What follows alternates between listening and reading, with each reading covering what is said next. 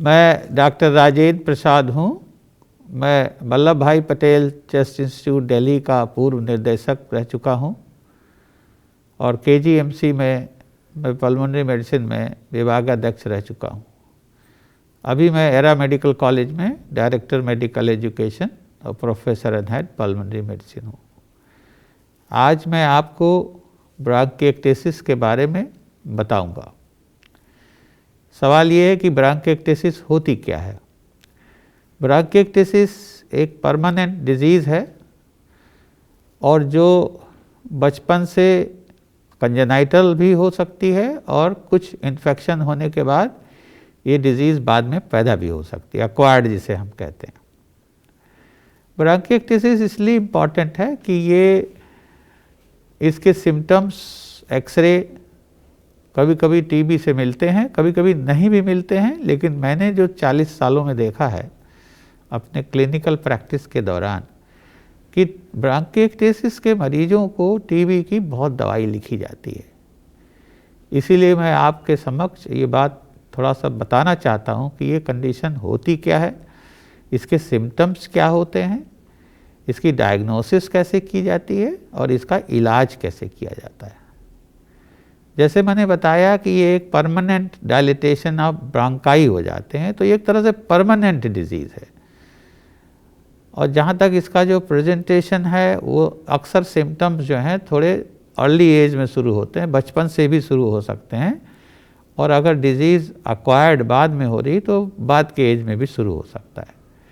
इसका सिम्टम आम तरीके से बहुत डिफरेंट होता है। इसमें खांसी और बलगम कई सालों से मरीज को आता है और कभी कभी बलगम अक्सर जो है वो ज़्यादा मात्रा में आता है, जिससे हम लोग थोड़ा पता लगा लेते हैं। टीबी के मरीज को इसके कॉन्ट्रास्ट में हो सकता है बलगम कभी आए ही नहीं या कभी बहुत कम आता है। इस तरह से ये प्रेजेंट करता है और बहुत लंबे ड्यूरेशन का होता है, 10 साल 20 साल के जितने मरीज हम लोग देखते हैं। और इस दौरान अगर हम उसको तो इससे हम हिस्ट्री से हम बड़ा क्लियर हमें पता लग जाता है कि हम शायद ब्रांकिएक्टेसिस का मरीज देख रहे हैं। खासकर ब्रांकिएक्टेसिस के मरीजों में जो हम पुरानी हिस्ट्री लेते हैं तो उसमें पता लगता है कि बहुत बार टीबी का दवाई खा चुका है, बहुत बार ये सिम्टम बार बार होते हैं।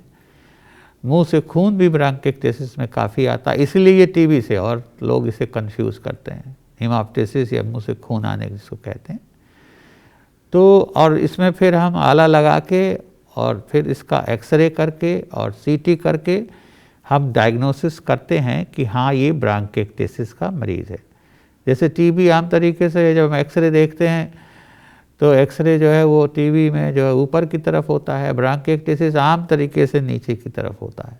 अगर टीबी में भी जब पुरानी टीबी हो जाती है तो उसमें भी कभी कभी ब्रांकिएक्टेटिक चेंजेस हो सकते हैं और ऐसे मरीजों को मुंह से खून बहुत आता है। तो कहने का मतलब इसका पहचानना बहुत मुश्किल नहीं है। फिर जब हम एक सस्पेक्ट होता है तो हम उसका एक्सरे भी कराते हैं, सीटी भी कराते हैं और जिससे हमें डायग्नोसिस हो जाती है। डायग्नोसिस तो पहले हमें हिस्ट्री से ही पता लगने लगता है, फिर आला लगने के बाद हमें और कंफर्म हो जाता है स्टेथोस्कोप से जब हम सीने को सुनते हैं। लेकिन सीटी और एक्सरे इसलिए कराया जाता है कि डिजीज़ कितनी है, कितना एक्सटेंट है, कहाँ कहाँ डिजीज़ है, जिससे हमको इलाज में जाके फ़ायदा मिलता है। अब सवाल ये है कि इलाज कैसे किया जाता है। इलाज करने का ब्रांकिएक्टेसिस के 2-3 मेन पॉइंट्स जो हमेशा हम लोग बताते हैं। एक तो ये है कि पॉस्चरल ड्रेनेज, मैंने कहा ये लोकलाइज्ड डिजीज़ है। एक ब्रांकस कोई डायलेट हो जाता तो वहाँ जाके बार बार जो म्यूकस सिक्रीशन है या बलगम है वहाँ जाके जमा हो जाता है।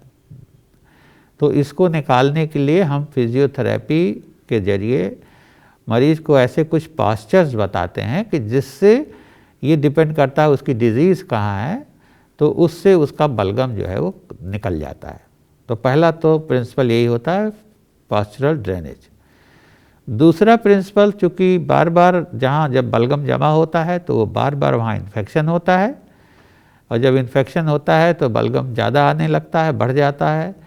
बलगम पीले रंग का हो सकता है, हरे रंग का हो सकता है, कभी कभी बलगम में बदबू भी आने लगता है। तो ये शो करता है कि इन्फेक्शन बैक्टीरिया वहाँ पहुँच गया है। तो बैक्टीरिया का एंटीबायोटिक से हम इलाज करते हैं। कभी कभी एंटीबायोटिक्स इस बीमारी में लंबे समय तक देना पड़ता है। और ज़्यादातर मरीज़ मेडिकल ट्रीटमेंट जिसमें पास्चुरल ड्रेनेज और एंटीबायोटिक है उससे ठीक रहते हैं। ठीक रहने का मतलब डिजीज़ परमानेंट है, डिजीज़ तो अंदर है, तो बार बार ये होगा।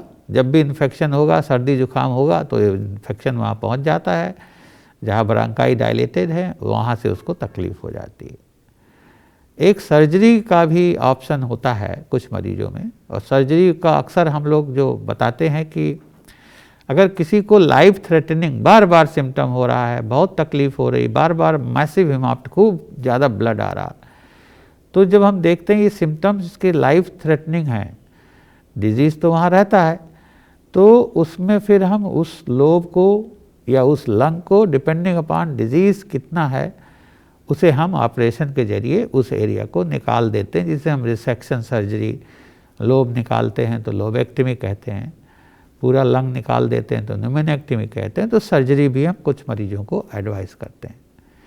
ऐसे मरीजों को चूँकि आप देख रहे हैं इन्फेक्शन होता है, वायरस भी आता है इन्फेक्शन में, तो इसमें हम कहते हैं कि भाई निमोनिया का जो वैक्सीन है और जो इन्फ्लुएंजा का वैक्सीन है, ऐसे निमोनिया का वैक्सीन तो 5 साल में लगभग एक बार लग जाता है, लेकिन इन्फ्लुएंजा का वैक्सीन हर साल लगाना पड़ता है। तो ये लगाने से क्या होगा कि इन्फेक्शन, वायरस का इन्फेक्शन नहीं होगा और सेकेंडरी इन्फेक्शन बैक्टीरिया का भी फिर नहीं होगा, तो चांसेस जो अटैक पड़ेंगे वो हल्के होंगे या जल्दी हो जाएंगे। तो वैक्सीन का भी रोल है ऐसी बीमारियों में। तो मेरे कहने का मतलब ये है, ये ऐसी बीमारी है, घबराने की बात नहीं है, बिनाइन डिजीज़ है, और अगर इसकी डायग्नोसिस शुरू में हो जाए और इसका इलाज आप सही किसी चेस्ट के डॉक्टर से कायदे से कराएं तो ज़िंदगी लगभग नॉर्मल चलती है। बस वही बीच में परेशानी होती है कि जब इन्फेक्शन कुछ होगा, मौसम बदलेगा, सर्दी जुकाम होगा, तो उसमें बलगम बढ़ जाता है, कभी बुखार भी आने लगता है, और उसका इलाज करने से फिर वो ठीक हो जाता है। और जैसा मैं बताया हूँ कि कुछ मरीजों में आपको सर्जरी की भी आवश्यकता पड़ सकती है।